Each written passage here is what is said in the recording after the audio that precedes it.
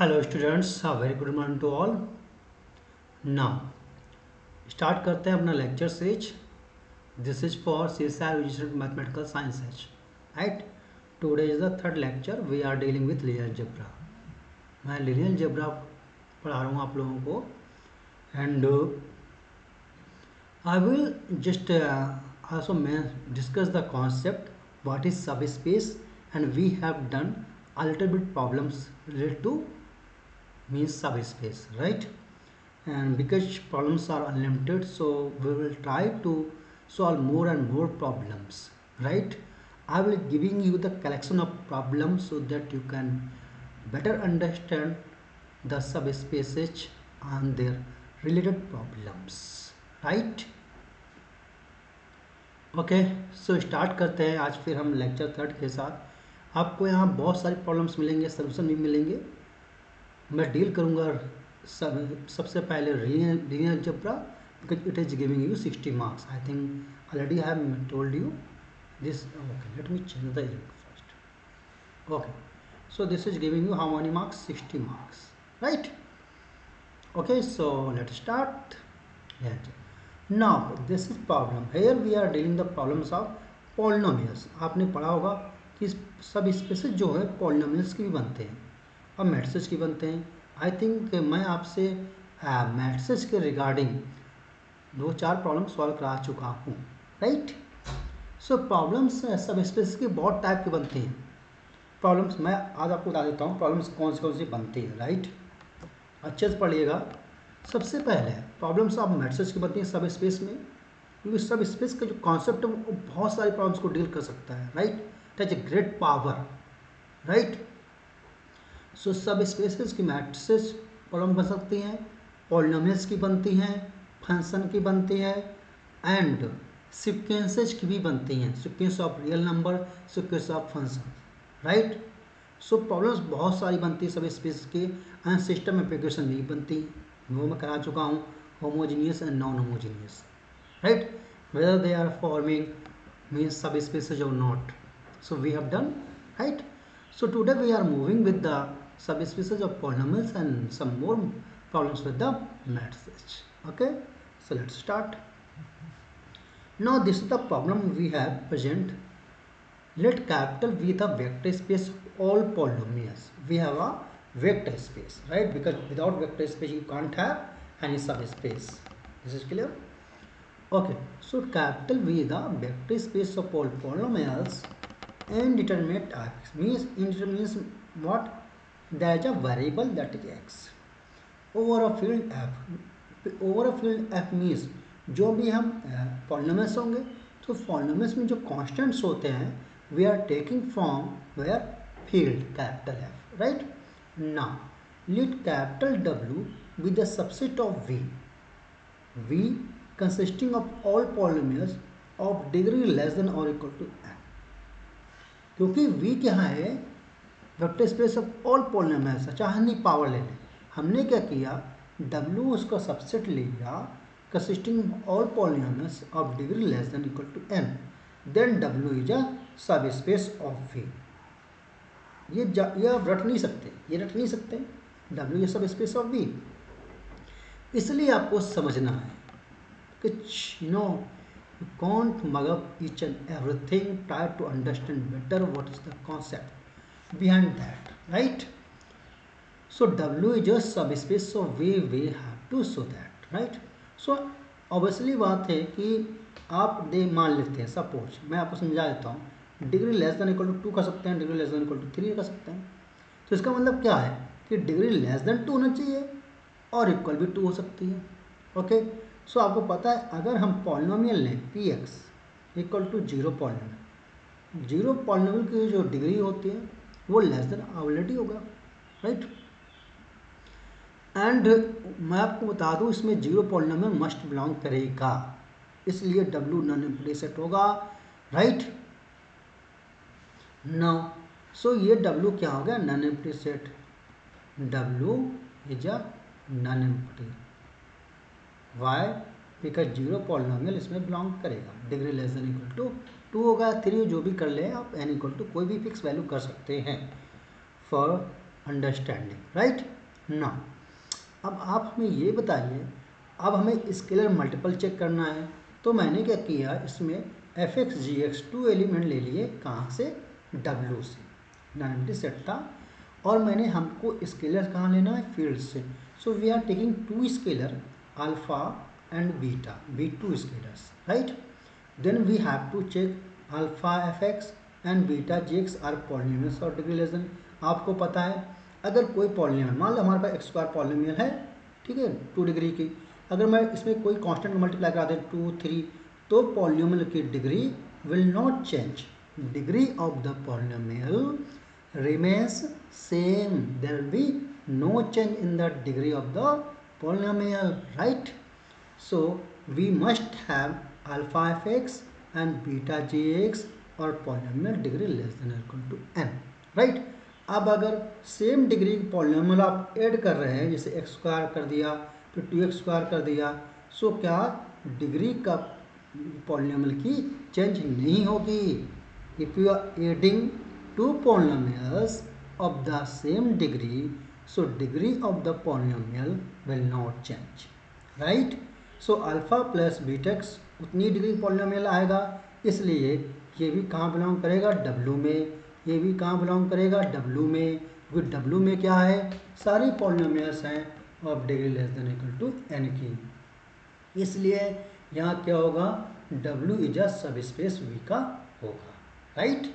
सो ये अच्छा कॉन्सेप्ट था जो मैंने आपको बताया पॉलिनोमियल का। अब आप भी सोच सकते हैं कि सर कि आप degree less than equal to n पे this is forming a sub space, ये सब स्पेस बना रहा है, but what about if we take degree equal to n और greater than n, then what will be there, okay, so will we just going to explain in the next example, just see.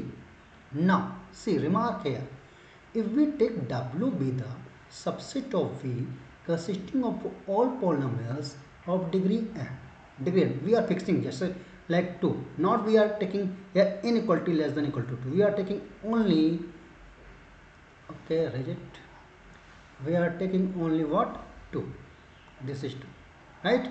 So what will happen, suppose we are taking x square degree 2, this is our fx, right, and we are taking here gx, this is minus x square, both are same, but if you are taking the scalar multiplication fx plus gx, we are taking here alpha and beta equal to 1, alpha beta equal to 1, so fx plus gx equal to 0, this is a 0 polynomial, degree less than 2, so this fx and gx does not belong to W, so this will not be a subspace, right.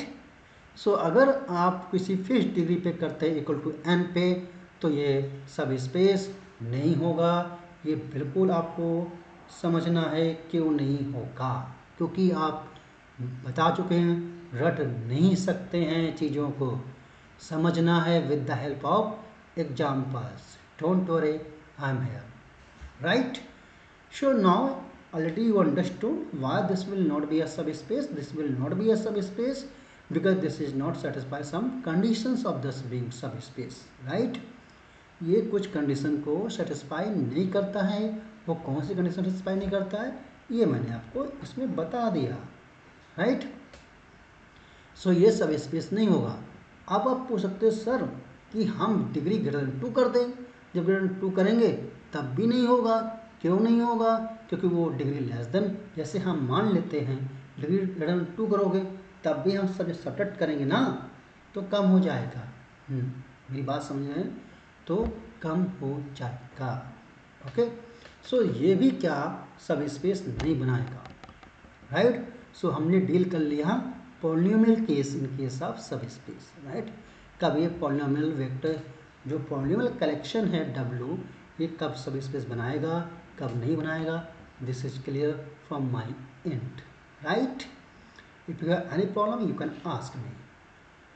Okay, so now let's start with the next concept. Now, dear student, this is factual problem, right? ये fact पे based है और ये very very important fact है linear algebra का। आप अगर previous question paper solve करेंगे PIQS of CSR UGC mathematical sciences, then you will find they are NTH very interesting to take the concept of this dimensional vector space. Means they are asking the dimension, right? क्योंकि हमारे पास अभी तक हमने deal क्या किया, listen carefully, अभी तक मैंने डील जो किए हैं सब स्पेस इनकी डायमेंशन कितनी थी, इनफाइनाइट थी, right?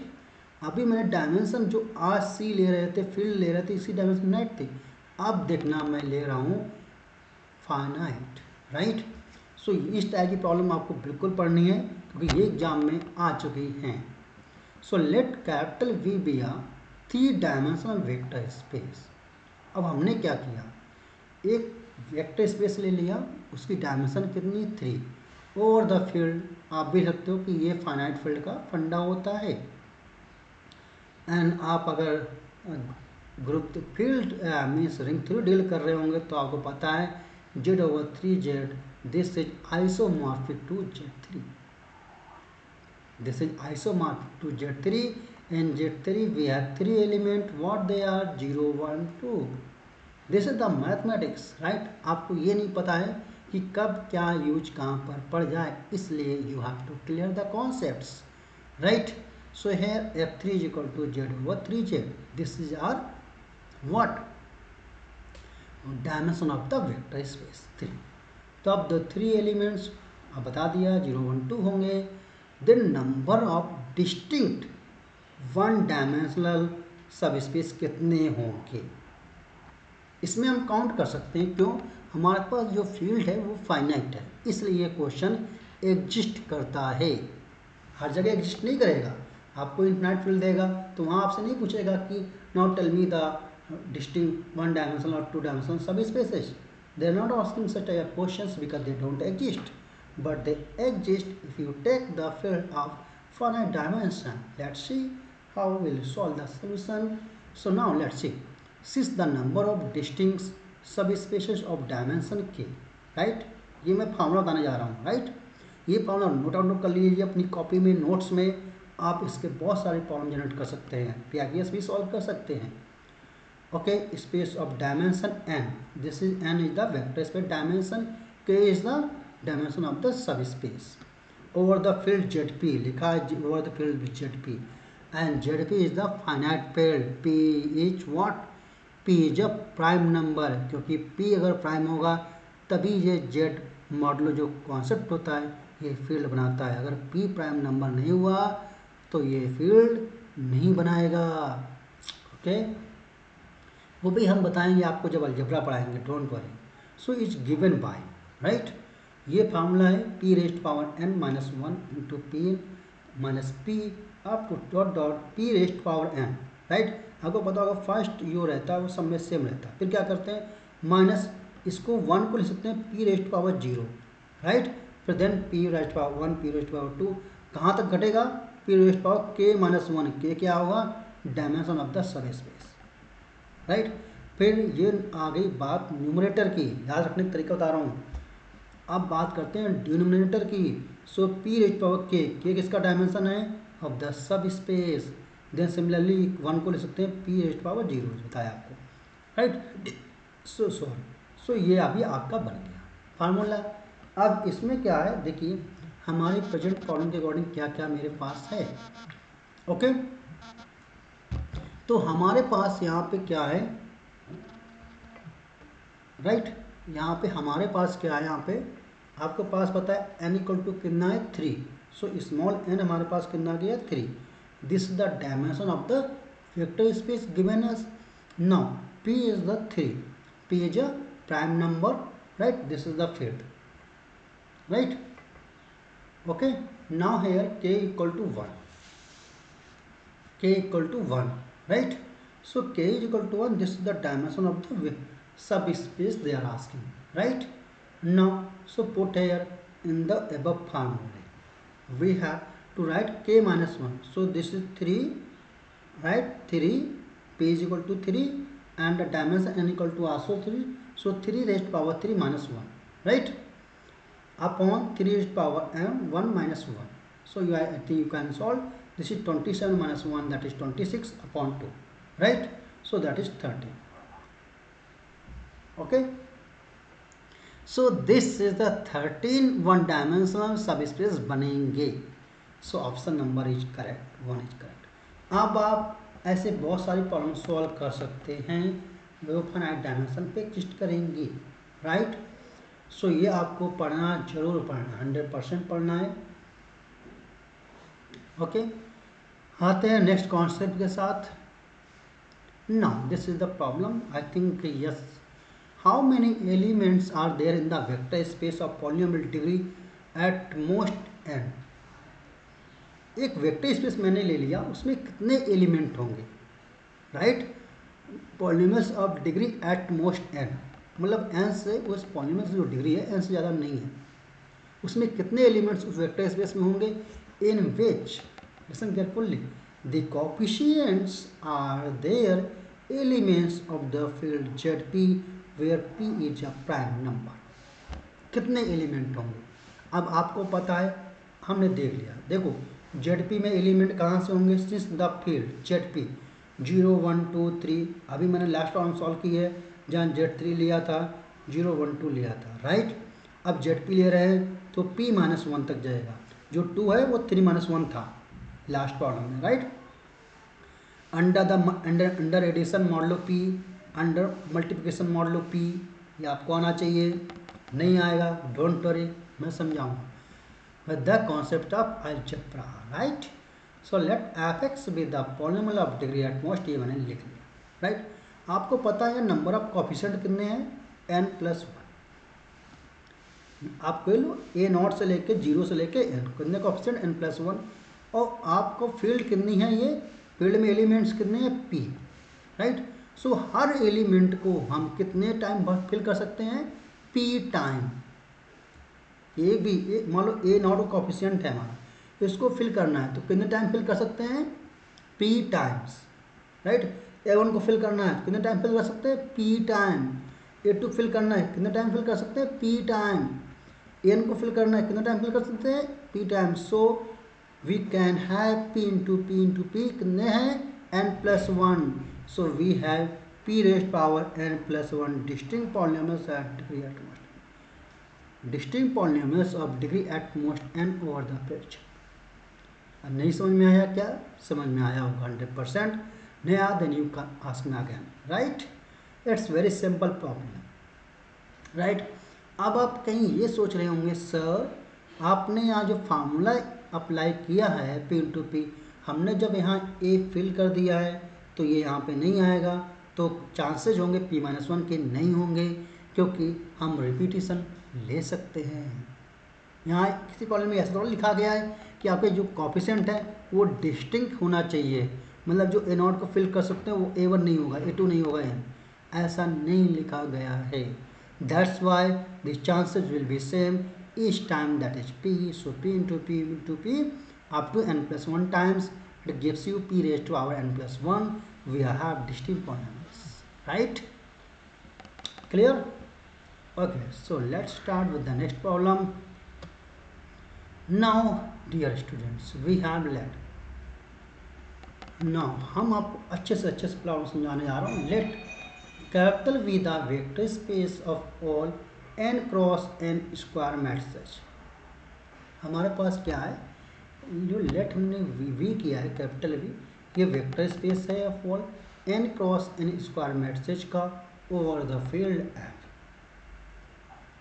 over the field capital F, so that W is not a subspace of V if W consists of all which are first singular matrices and non-singular matrices. देखिए V मैंने क्या लिया, capital V. This is the vector space of all n cross n square matrices over the field capital F ले लिया, right? अब W मैं 2 बार ले रहा हूँ, फर्स्ट सिंगुलर मैट्रिसेस का ले लिया, सेकंड नॉन सिंगुलर मैट्रिसेस. अब ये प्रूव करना है कि दोनों सब स्पेस नहीं बनाएगा, नहीं बनाएंगे. एंड मैं बता रहा हूँ आपको, बता जितनी मैं प्रॉब्लम करा रहा हूँ ये प्रॉब्लम कहीं और से नहीं है, ये प्रॉब्लम्स आपके एग्जाम से हैं, राइट? इसलिए आपको बिल्कुल अच्छे से क्लियर कॉन्सेप्ट करके पढ़ना है, राइट? ये जितनी प्रॉब्लम्स हैं आप PRQS देखिए, प्रीवियस क्वेश्चन पेपर देखिए नेट के, आपको सब प्रॉब्लम मिल जाएंगी, right. Okay, and also I have giving you many problems, right, like NET, GATE, NVHM, सेमाइट, एंटिफायर, सब मैं एक आपको यहीं पर दे दूंगा सारी लीनियर अलजेब्रा की problem, so you can enjoy with the mathematics, right. So now W and non singular and non singular, right. सबसे पहले हम सिंगुलर को डील करते हैं, राइट। आपको पता है सबसे पहले मैंने ये बताया था, जब भी सब स्पेस प्रूव करना होता है so we must have zero belong to W। पहले मैं सॉल्व करने जा रहा हूँ this one singular case, right. So अगर जीरो मैट्रिक्स ले लें, zero matrix, right, so zero matrix always belongs to W, right. So W क्या हो गया, नन एम्प्टी हो गया, W क्या हो गया, नन एम्प्टी हो गया, क्यों, ये बिलोंग कर रहा W में। इतनी बात समझ में आ गई आपको, ओके। नाउ अब क्या, सिंगुलर मैट्रिक्स अगर हम कोई लेते हैं तो उसके लिए स्केलर मल्टीपल भी सिंगुलर होता है, मान लेते हैं। हमने ये मैट्रिक्स ले ली, सिंपल समझने के लिए बनाते, ये मैट्रिक्स ले ली, ये सिंगुलर मैट्रिक्स है, ए है, ठीक है। इसका डिटरमिनेंट निकालो आप, कितना आएगा, 0। ये हो गई सिंगुलर मैट्रिक्स। सिंगुलर मैट्रिक्स का डिटरमिनेंट 0 होता है।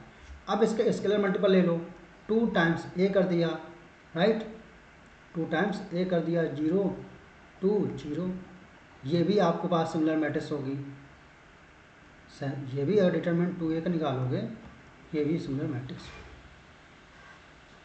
राइट। सो स्केलर मल्टीपल से कोई इफेक्ट नहीं पड़ता, लेकिन पड़ता है, कब पड़ता है ये देखना। अगर मान लेते हैं हमारे पास, जैसे कि हमने एग्जाम्पल समझाया हुआ है, ए मैट्रिक्स मैंने ले ली, कौन सी, 1 0 0 0, ये ए मैट्रिक्स, ये हमारी क्या है, सिंगुलर। हमने बी मैट्रिक्स ले ली, 0 0 0 1, ये बी मैंने ले। अब स्केलर मल्टीपल मैंने ले लिया ए प्लस बी, करने जा रहा हूँ। हमने अल्फ़ा बीटा दोनों को ले लिया 1, ठीक है। सो हमारे पास क्या आएगा, आइडेंटिटी मैट्रिक्स आएगी। आइडेंटिटी मैट्रिक्स क्या होती है, ये I2 आ गया आइडेंटिटी मैट्रिक्स, और ये I2 मैट्रिक्स का डिटरमिनेंट कितना होता है, 1, which is does not equal to 0। इसका मतलब क्या हुआ कि जो हम स्केलर मल्टीपल एडिशन कर रहे हैं, ये सिंगुलर मैट्रिक्स नहीं हुई। इस पर W में होने के लिए, W क्या है, single set of singular matrices है, तो इसमें होना चाहिए, लेकिन ए प्लस बी इसमें बिलोंग नहीं कर रहा है W में, इसलिए ये सब स्पेस नहीं। इतनी बात समझ में आ गई, वेरी सिंपल, राइट। अब सेकंड चीज मैं आपको बताता हूँ। सेकंड चीज ये है कि नॉन सिंगुलर की बात करते हैं। पहला तो सॉल्व हो गया, नॉन सिंगुलर में पहले कंडीशन ही सेटिस्फाई नहीं होगी राइट, क्योंकि नॉन सिंगुलर केस में मैं बता देता हूँ कि 0 does not belong to W, क्योंकि जीरो मैट्रिक्स होगी उसका डिटरमिनेंट कितना होगा, 0 का होगा, डिटरमिनेंट 0 होगा। और नॉन सिंगुलर में क्या होना चाहिए, determinant does not equal to 0 होना चाहिए। सो W क्या होगा, यहाँ एम्प्टी हो जाएगा, यहीं से प्रूफ हो गया।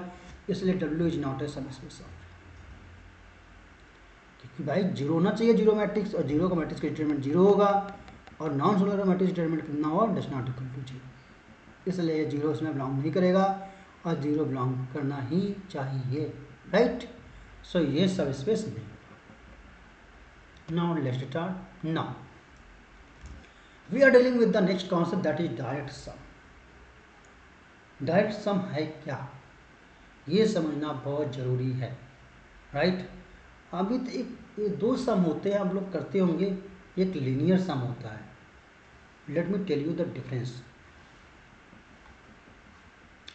लीनियर सम होता है, क्या होता है, लीनियर सम होता है। लीनियर सम को आप डिनोट करते हैं इससे, डायरेक्ट सम को डिनोट करते हैं किससे, ये मैंने आपको नीचे लिख दिया हुआ है।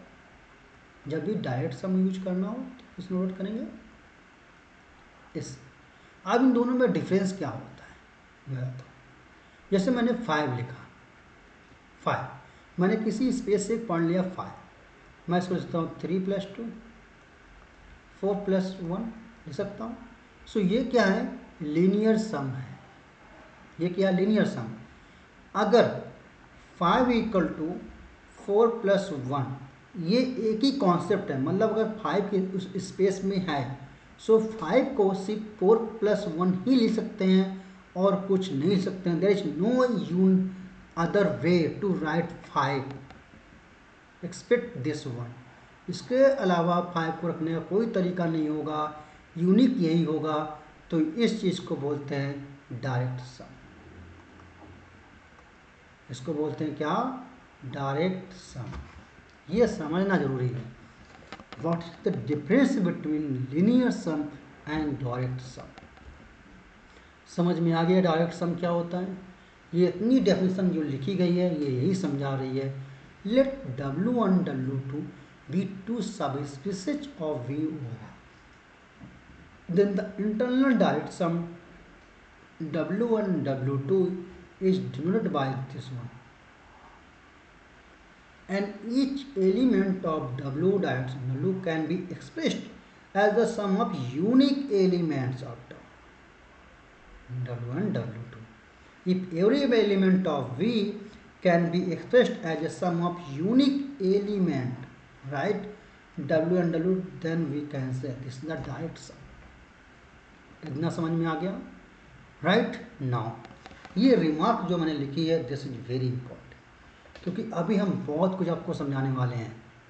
Clear the concepts, right. So if W, मान लीजिए मैंने ये लिख लिया, W हमने लिया, V वेक्टर स्पेस लिया, अब हमको 2 सब स्पेस मिल गए, हमने ऐसे लिख दिया, राइट।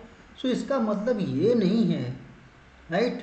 अभी पहली चीज़ बताएं कि W1 और W2 these are called complement to each other. These are called complement each other. अब कॉम्प्लीमेंट तो पता ही होगा, अगर V - W1 करते हैं तो W2 आ जाएगा, V - W2 करते हैं तो W1 आ जाएगा। ये कॉम्प्लीमेंट जैसे सेट का आप लोग लेते हो ना, यूनिवर्सल, राइट, वैसे ही सेम चीज़। These are called complement to each other, right. Now but complement each other, ये W1 W2 हैं, लेकिन ये यूनिक नहीं होते हैं। ये W1 W2 किसी भी वेक्टर स्पेस के लिए यूनिक नहीं होते हैं, ना ध्यान रखना। यूनिक का मतलब अगर W1 ये है, V है, तो W2 मिल जाए, ऐसा कोई गारंटी नहीं। आपको नेक्स्ट सब स्पेस मिल सकता है, W3 मिल सकता है, W4 मिल सकता है। We have many more subspace expect this W2। So that's why this is not complement. ये जो होते हैं वो यूनिक नहीं होते हैं, राइट। ना जैसे कि लिया हमने एग्जाम्पल ले लिया कि कैसे समझें डायरेक्ट सम होता क्या है, ये समझने के लिए I am going to explain 2 examples. First, this example dealing with the real valued function. Real valued function over R, मैंने मतलब जो वैल्यूड फंक्शन की आएंगी, जो कोएफिशिएंट लेंगे वो रियल नंबर से लेंगे। Then it is direct sum of its subspaces of even function and odd function. Dear students, ये एग्जाम में प्रॉब्लम आ चुकी हैं, मैं बार बार आपसे बता रहा हूँ, राइट। सो कोई भी फंक्शन आप v से ले रहे हैं, ध्यान समझिए, कोई भी अगर कोई भी हम ले रहे हैं v से कोई फंक्शन ले सकते हैं, तो you have to write each function, you have to write each function in the form of the sum of what, even function plus odd function, even function plus odd function. How this question can be asked, right? So let me tell you how. The question is this, how. So let fx belongs to v, मैंने ले लिया कोई भी एक function ले लिया, कहाँ से ले लिया, v से, because v is the vector space of all real valued function, then it can be expressed as, आपको पता है fx को हम ऐसे लिख सकते हैं fx plus f of minus x upon 2 plus f of x minus f of minus x upon 2। अगर उसको आप सिंप्लीफाई करेंगे तो minus f of minus x plus f of minus x cancel हो जाएंगे, ओके। ऐड करेंगे 2fx upon 2 आएगा, सो ये एफ एक्स ही बचेगा। लिख लिया। अब हमें ये शो करना है कि जो हमने एफ एक्स ले लिया कि दो फंक्शन में जो मैंने ब्रेक किया है इसको मैंने ले लिया क्या, जी ऑफ एक्स, इसको ले लिया मैंने एच एक्स, राइट। अब ये शो करना है कि एक इसमें क्या होगा, ऑड होगा, एक क्या होगा, इवन होगा, राइट। सो अब मैंने जी एक्स लिया, जी एक्स ये हमारा, check g x is even, so g of minus x निकाला। आपको पता है कि अगर इवन फंक्शन होगा तो क्या आएगा, g of minus x equal to g x, क्योंकि इवन फंक्शन जो होता है वो माइनस एब्जॉर्ब कर लेता है। अब आपको एक एक्चुअली ह्यूमन साइकोलॉजी बताएं आपको हम कि इवन आपने कभी सोचा होगा कि ऑड लग रहा है, आप जब कभी कम्युनिकेशन स्किल करते हैं तो बोल ऑड लगता है, even odd means what, something is what that you didn't expect, right. Even means what, normal, उसको कोई मतलब नहीं है, इवन नॉर्मल उसको माइनस प्लस एब्जॉर्ब कर लेगा, right, that's why this is even. So ये माइनस एब्जॉर्ब कर लेगा, इसको कोई फर्क नहीं पड़ता। सो ये क्या हो गया, पहला इवन आ गया। So now we have to show that h x must be odd function. So odd function condition क्या होगी, h of minus x equal to minus time h of x, वो आप देख लीजिए ये आ गया ऑड, राइट। आपने h को माइनस एक्स से रिप्लेस किया, सो माइनस एच एक्स आ गया। इसका मतलब ये क्या बन गया, इसका मतलब कि जो ये डायरेक्ट सम होता है, अगर v कोई वेक्टर स्पेस और रियल वैल्यू फंक्शन ले लिया जाए तो डायरेक्ट सम ऑफ इट्स सब स्पेस इवन ऑड फंक्शन का होता है। एक फंक्शन को आप इवन लेगा तो एक बार add, right. So direct sum हो गया किसका, फंक्शन। अब आपने पढ़ा होगा, आप लोग बेसिस कर रहे होंगे तो आपने यही पढ़ा होगा, किसी भी मैट्रिक्स को आप लिख सकते हो, किस फॉर्म में लिख सकते हो, सिमेट्रिक एंड स्क्यू सिमेट्रिक के फॉर्म में ले सकते हो। किसी भी मैट्रिक्स को can be written in the form of sum of what, symmetric matrix and skew symmetric matrix. ये नेक्स्ट एग्जाम्पल यही बता रहा है, ये देखिए। Now if V is a vector space of all n cross n matrices is direct sum of सब space of symmetric and skew symmetric matrices. कोई भी मैट्रिक्स ले आप उसको ले सकते हैं एडिशन के फॉर्म में, किसके, एक सिमेट्रिक मैट्रिक्स होगी एक स्क्यू सिमेट्रिक मैट्रिक्स होगी, तो भी डायरेक्ट सम होगा। कैसे, ये मैंने फैक्ट लिख दिया है, since any square matrix can be expressed as the sum of a symmetric and a skew symmetric matrix. So let capital A be a square matrix then, so we have to write here capital A stands for, A dash means transpose, right. सो हमने ये लिख दिया, जो पहला मैंने A plus A transpose upon 2 लिया, इसे ले लिया मैंने बी और इसे ले लिया सी। अब हमें ये शो करना है कि एक इसमें से क्या है, सिमेट्रिक है, एक स्क्यू सिमेट्रिक है। और सिमेट्रिक कंडीशन क्या है, अगर ए मैट्रिक्स सिमेट्रिक है तो ए डैश ए होना चाहिए, अगर ए स्क्यू सिमेट्रिक मैट्रिक्स है तो A dash equal to minus A होना चाहिए, right. So now let start, check now B is symmetric और नॉट। सो हमने बी ले लिया। आपको पता है, आप इसलिए मैंने बोला था कल आपसे लिनियर अलजेब्रा पढ़ने के लिए आपको मैट्रिक्स की सारी टाइप्स एंड उसकी प्रॉपर्टीज आपको होना चाहिए। किसी मैट्रिक्स का ट्रांसपोज ऑफ ट्रांसपोज लेते हैं तो मैट्रिक्स इटसेल्फ आती है, ओरिजिनल मैट्रिक्स आ जाती है। अगर आप ए प्लस बी, ये प्रॉपर्टीज, हाँ आप लोग इन्हें हल्के मत लीजिएगा, राइट, क्योंकि आप अगर प्रीवियस क्वेश्चन पर देखेंगे लिनियर अलजेब्रा के तो बेसिक क्वेश्चन वो लोग प्रॉपर्टीज से पूछते हैं, कभी ट्रेस ऑफ मैट्रिक्स ले लिया, कभी ट्रांसपोज ले लिया। सो ये क्वेश्चन आए हुए एग्जाम में है, राइट, इसलिए इनकी प्रॉपर्टीज पढ़ना बहुत ज़रूरी है। आप ऐसे ले सकते हो, right.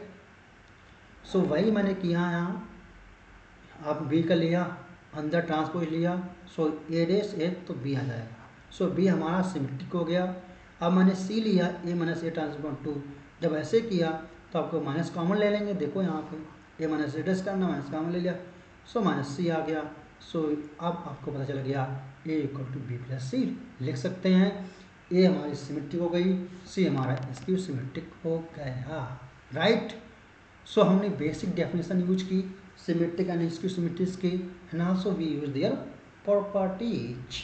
Property don't take lightly, right? These properties are very important point of view examination, right? So आपको ये पढ़ना है। इतनी बात समझ में आ गई? Let's start the next concept. Not complement subspace जो मैंने बताया हुआ था ऑलरेडी, मैं आपको बता चुका हूँ, आई थिंक वहीं पर डिस्कस किया था। अगर V मैंने ऐसे ले लिया, W1 ले लिया, W2 ले लिया, राइट, और ये डायरेक्ट सम है, तो हम कह सकते हैं W1 था और W2 था, ये क्या थे? कॉम्प्लीमेंट सब स्पेस थे, राइट। सो अब ये कॉन्सेप्ट बोल रहा है कि कॉम्प्लीमेंट सब स्पेस W1 W2 है, ये यूनिक नहीं होते हैं, ये यूनिक नहीं होते हैं, राइट। मतलब W1 अगर V बताया, W1 बताया, तो जरूरी नहीं कि W2 आएगा, W3 कोई और हो सकता है। मेरी बात समझ में आ गई? ओके। सो ये यूनिक कब होंगे? कॉन्सेप्ट मैथमेटिक्स के साथ रिलेटेड है जो थी। अभी रिमार्क में ये आया कि नोट में कि ये यूनिक नहीं होंगे। सो यूनिक कब होंगे? सो यूनिक कब होंगे ये आ गया। अभी तक मैंने पढ़ा complement subspace, now we are going to dealing with orthogonal complement subspace. अब ऑर्थोगोनल कॉम्प्लीमेंट अगर सब स्पेस हों, अगर W1 ऑर्थोगोनल है W2 के, W1 ऑर्थोगोनल है W2 के, सो W1 W2 ये यूनिक होंगे। लिखा है, ये मैंने आपको बता दिया ओनली कि W1 W2 be two subspaces of a vector space V over F such that V is equal to W1 W plus 2, then W1 is called orthogonal complement of W2 subspace if each vector of W1 is orthogonal to each vector of W2। अगर orthogonal means perpendicular, अगर W1 का प्रत्येक vector W2 के orthogonal है, right, सो W1 क्या होगा? Orthogonal complement W2 का होगा, और vice versa. Vice versa means W2 is orthogonal complement of W1, you can say, right.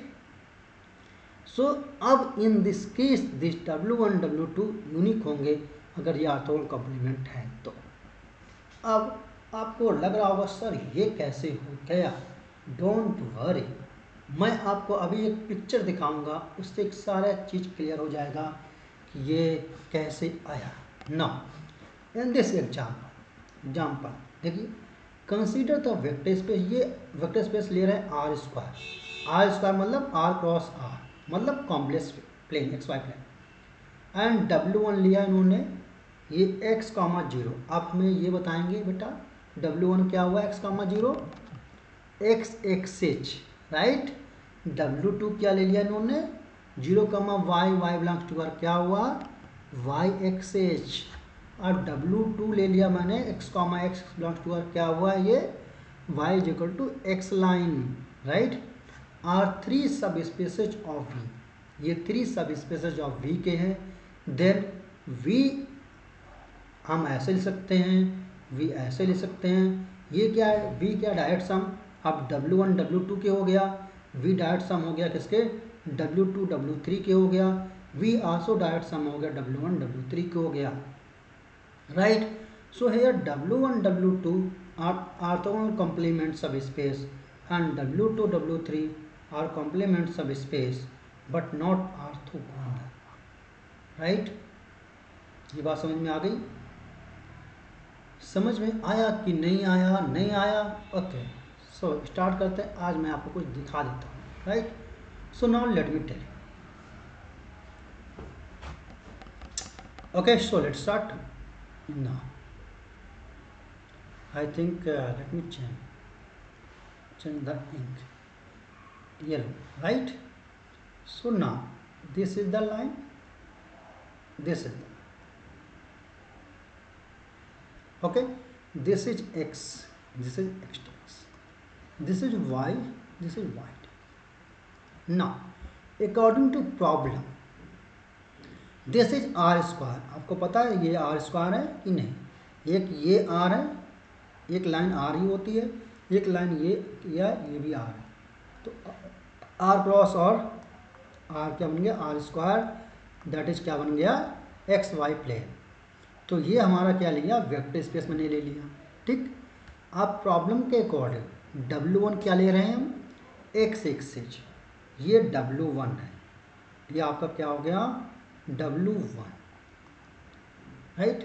W2 क्या ले रहे हैं, वाई एक्सिस, राइट। W2 हम क्या ले रहे हैं, वाई एक्सिस। W3 क्या ले रहे हैं, y is equal to x line, y is equal to x line, ये W3 हो गया। ठीक, आप देखो, मैं ध्यान समझो, आज पूरी पिक्चर क्लियर हो जाएगी। देखो v हमारा डायरेक्ट सम W1 के है या नहीं, ये देखिए पहले W2 के, तो कैसे, v का जो डायमेंशन है वो कितना है, 2, वेक्टर स्पेस की डायमेंशन कितनी है, 2। W1 जो मैंने x एक्सिस लिया है इसकी डायमेंशन कितनी है, 1, क्योंकि देखो एक ही तो लाइन है, 1 डायमेंशन हो गई लाइन, ये लाइन है, सो इसकी भी 1 हो गई। W2 की है डायमेंशन कितनी है, 1, सो 1 + 1 2, सेटिस्फाई हो गया कंडीशन। सेकेंड, v को हम ऐसे भी लिख सकते हैं, W1 of direct sum of W3, v को हम ऐसे लिख सकते हैं, W2 direct sum of W3। सो 3 मैंने डायरेक्ट सम बना दिए। ओके, अब देखिए हम W1, देखिए डायमेंशन W1 कितनी है, 1 डायमेंशन है। W3 भी एक y = x लाइन है, ये क्या लाइन, और लाइन की डायमेंशन कितनी होती है, 1, सो ये 1 + 1 2, ये 1 + 1 2, सो W2 y axis, W3 1 dimension line y, सो 1 + 2, सो डायमेंशन सेटिस्फाइड, राइट। अब ये चेक करना है कौन से ऑर्थोगोनल कॉम्प्लीमेंट हैं, कौन से ऑर्थोगोनल कॉम्प्लीमेंट नहीं हैं। तभी देखा होगा, मैं आपको बता देता हूँ कि अगर ये देखो, ये 2, ये दोनों आपको डायरेक्ट सम में आपने लिख लिया है, डायरेक्ट सम आपने लिख लिया है, डायरेक्ट सम आपने लिख लिया लास्ट 2 का, लेकिन यहाँ W3 के इक्वल है, ओके, सेकेंड टर्म, लेकिन यहाँ W1 does not equal to W, right.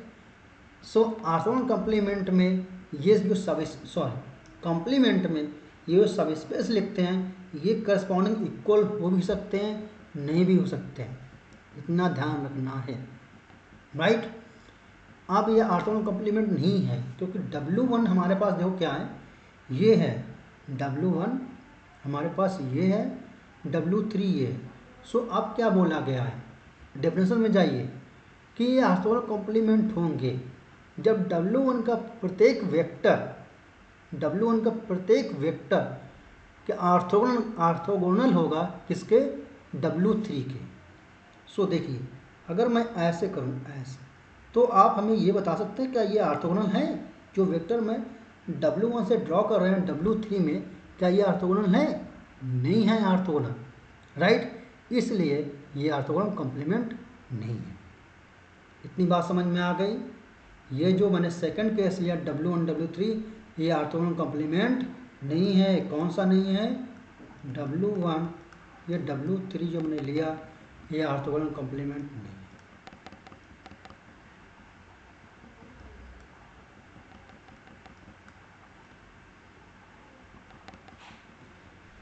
Not, right. अब सिमिलरली W2 W3 से जाओ, W2 ऑर्थोगोनल कॉम्प्लीमेंट कब होंगे, जब W2 का प्रत्येक वेक्टर ऑर्थोगोनल हो किसके होगा, W3 के। सो आप देखिए, क्या ये ऑर्थोगोनल है, क्या ये ऑर्थोगोनल है, नहीं है, क्या ये ऑर्थोगोनल है, नहीं है। इसलिए ये भी जो हमने लिया, ये ऑर्थोगोनल कॉम्प्लीमेंट नहीं है। अब बात करते हैं W1 W2 की। सो ये ऑर्थोगोनल कॉम्प्लीमेंट हैं, देख लीजिए कैसे। आप वाई से कोई भी परपेंडिकुलर डाल लिए, आप ऐसे डाल लिए आराम से, ये वाई से जाओ ऊपर एक्स में डालिए, देखिए ये एक्स में डालिए आराम से, ऐसे डाल दीजिए, ऐसे डाल दीजिए, आप ऐसे डालिए, ऐसे डालिए, सारे परपेंडिकुलर हैं, इसलिए ये ऑर्थोगोनल कॉम्प्लीमेंट है, ऑर्थोगोनल कॉम्प्लीमेंट है। तो आज मैंने आपको पिक्चर दिखा दी लीनियर अलजेब्रा कैसे पढ़ते हैं, रटने की कोई बात नहीं है, यहाँ समझ लीजिए। ये पिक्चर अगर आपने समझ ली तो आपको आज पिक्चर क्लियर हो गया कि डायरेक्ट सम होता क्या है, ऑर्थोगोनल कॉम्प्लीमेंट होता क्या है। अभी तक आपने सिर्फ किताबों में पढ़ा होगा, ऐसे क्लियर नहीं किया होगा जो मैंने आज समझाया आपको, राइट। ओके, सो मिलते हैं, अभी हमारे पास और भी कुछ जाइए मत, राइट। ओके, सो नाउ ये मैं डील कर चुका था आपके पास, आई थिंक नेक्स्ट, यस। सो ये मैं आपको समझा चुका था कि W1 W2 ऑर्थोगोनल कॉम्प्लीमेंट है, ये मैंने शो कर दिया। W2 W3 ये भी कॉम्प्लीमेंट हैं, but they are not orthogonal, right. Now similarly अगर एग्जांपल लें हम R³ ओवर R का, ठीक है, let me check the ink, R³ over R का लें, मान लो अब 3 डायमेंशन में वर्क कर रहे हैं, राइट। सो आप बताइए W1 की डायमेंशन बेटा कितनी है, यहाँ पे 2 है डायमेंशन, क्योंकि ये 0 है, डायमेंशन 2 है W1 की। W2 की डायमेंशन कितनी है, ये भी 2 है, W2 की डायमेंशन भी 2 है, W1 की डायमेंशन भी 2 है, V2 सब space of V, then V is equal to W1, but V is not the direct sum of W1 W2, why. हम V is equal to W1 plus W2 लिख सकते हैं, आप लिख लीजिए, हो जाएगा, ये क्योंकि लीनियर सम, डायरेक्ट सम नहीं बनेगा। डायरेक्ट सम क्यों नहीं बनेगा, ये क्वेश्चन पुट्स कर सकते हैं। डायरेक्ट सम इसलिए नहीं बनेगा क्योंकि ये डायमेंशन जो इक्वेशन होगी वो सेटिस्फाई नहीं करेगी, क्योंकि W1 की डायमेंशन कितनी है, कितनी है 2, डायमेंशन ऑफ W2 की कितनी है 2, 2 प्लस 2 कितना होगा 4, और dimension of original vector space कितनी है, डायमेंशन ऑफ V की 3, इसलिए सेटिस्फाई नहीं होगा। 3 does not equal to 2 plus 2, ये भी ध्यान रखना, हर चीज़ समझनी अच्छे से। रिमार्क ले लिया मैंने, if capital M V N1 N2 are 3 subspecies of a vector space V such that M plus N1 is equal to M plus N2 then V equal to V, then N1 does not equal to N2। ये मैं अभी बता चुका हूँ जब मैंने picture clear किया था, कैसे कि अगर V था हमारे पास, वो मैंने क्लियर किया W2 direct sum of W3 clear किया था, और ये डायरेक्ट सम V भी डायरेक्ट सम किससे कहता था, W1 W3 था। सो W1 does not equal to W2 even they are direct sum, because N1 ये W1 W2 यूनिक नहीं होंगे। यूनिक क्यों नहीं होंगे, क्योंकि they are not orthogonal complement, right. Now बात करते हैं नेक्स्ट एग्जांपल की। Let V is equal to R³, M मैंने फिर ले लिया 2 डायमेंशन, NB मैंने ले लिया, NB N2 मैंने ले लिया। अब देखिए डायमेंशन ऑफ N1 1 है, कितनी है 1 है, क्योंकि वाई ये इक्वल है बेटा, ये बात समझना, ये इक्वल है, राइट। N2 कितनी डायमेंशन आपको पता है, ये 1 है, ये कैंडिडेट है। डायमेंशन ऑफ M कितनी है 2 है, so 2 plus 2 equal to 4, right. So next आते हैं हम,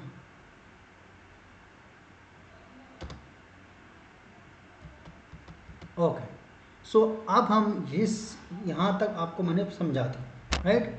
अब मिलते हैं आपके साथ नेक्स्ट प्रॉब्लम के साथ, राइट, विद द लेक्चर 4। तब तक इतना पढ़िए, bye, take care, God bless you all, have a good day.